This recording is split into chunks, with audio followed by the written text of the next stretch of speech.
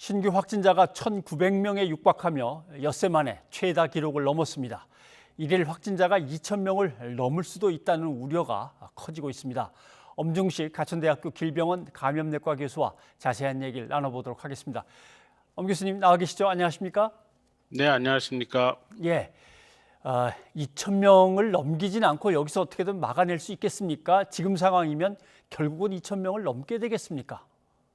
지난 12일부터 2주 동안 시작된 거리두기의 효과를 지금 보고 있는데 이 거리두기를 통해서 우리는 부분적인 효과만 거둔 것 같습니다. 그래서 확실한 감소세로 돌아서는 상황은 만들지 못했지만 확진자가 계속해서 증가하는 것은 억제하는 그런 정도의 효과를 본 것 같습니다.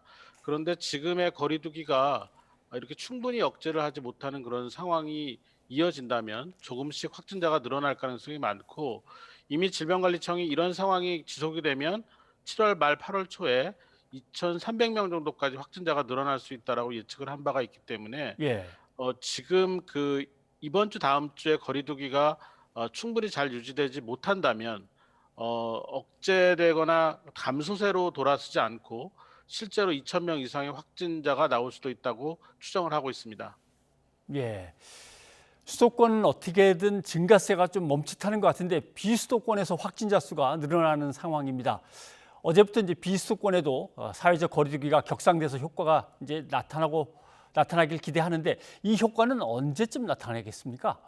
통상적으로 거리두기 단계를 올리면 2주 정도 지나서 효과가 나타난다고 알려져 있습니다. 예. 그런데 지금 문제점은 이 비수도권의 대도시 중심으로 발생하고 있는 확진자의 증가 양상이 아직까지는 꺾이지 않는다라는 점이고, 그리고 비수도권의 대도시가 아니더라도 지금 휴가철과 맞물려서 관광지나 또는 이 휴가에 선호하는 그런 지역들에서의 이동량과 접촉량이 늘어나고 있다는 점이 상당히 우려스러운 점이라고 볼 수 있습니다. 네. 수도권에 계신 분들이 휴가로 비수도권으로 갔다가 또 수도권으로 돌아오고 상당히 이동량이 많은 여름 휴가철인데 거리두기 효과가 안 나오면 더 강한 방역 조치 검토한다고 말을 하는데 그게 어떤 것들이 되겠습니까?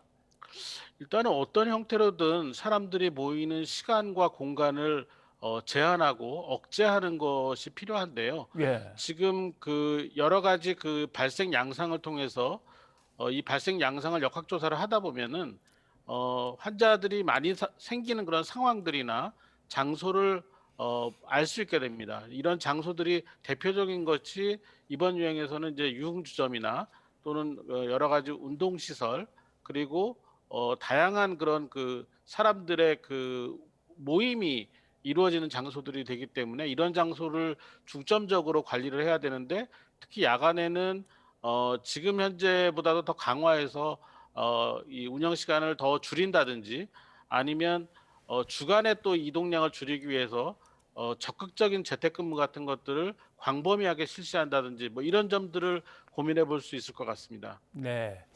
그런데 코로나19 바이러스에 감염됐다가 완치 판정을 받은 이제 격리 해제자들 그 중에서도 새로 감염되는 사람이 늘어난다는 소식이 있습니다. 이건 어떤 의미를 담고 있는 거죠?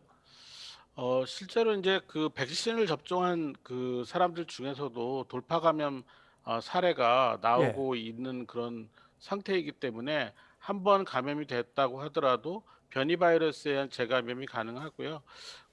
최근에 격리 해제가 이렇게 증가하는 이유는 이번 유행에서 가장 큰 감염 대상이 20-30대인데, 이 20-30대는 비교적 건강한 그런 기저질환이 없는 분들이 많기 때문에 지금 유행이 시작되고 2주에서 3주 지나면서 격리 해제자가 이제 증가하고 있는 그런 상황이라고 보시면 될 것 같습니다. 네.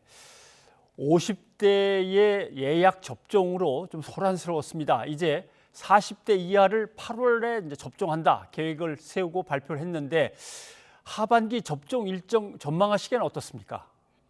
가장 중요한 게 지금 백신 수급이 될 것 같습니다.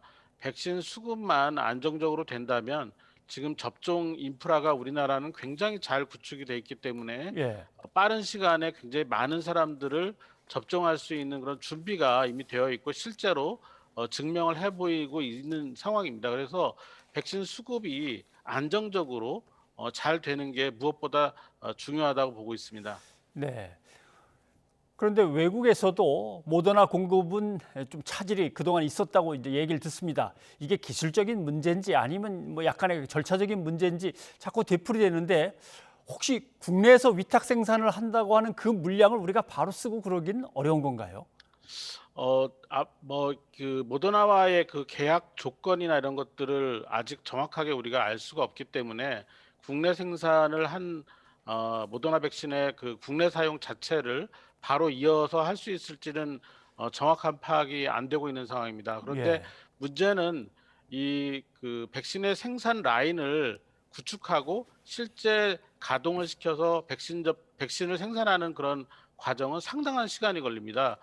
그냥 몇 달 만에 그 해결이 되지 않을 수도 있기 때문에 이 부분에 대한 기대는 연내에 좀 쉽지 않다고 저는 생각을 하고 있습니다. 예. 뭐 백신 접종에 어떻게든 속도를 내고 있습니다마는 델타 변이 바이러스의 이제 우려도 계속 커지고 있습니다. 결국 11월에 집단 면역을 형성한다라고 하는 목표는 달성하겠습니까? 가능성은 어느 정도로 보십니까? 지금 우리가 70% 그러니까 전체 국민의 70%를 접종 완료하는 것을 집단 면역이라고 생각을 하고 있고 예. 그 시기를 11월로 생각을 하고 있습니다. 그래서 앞서 말씀드린 것처럼 백신 확보만 충분히 된다면 우리나라의 그 접종 인프라를 충분히 동원을 해서 11월까지 70% 접종이 가능하다고 생각을 합니다.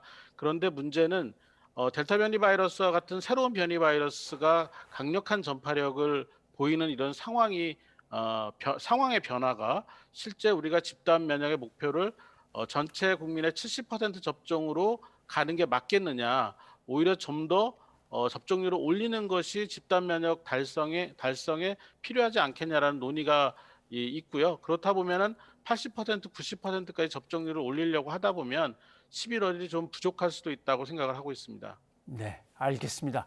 가천대학교 엄중식 교수님 오늘 여기까지 듣도록 하겠습니다. 고맙습니다. 감사합니다.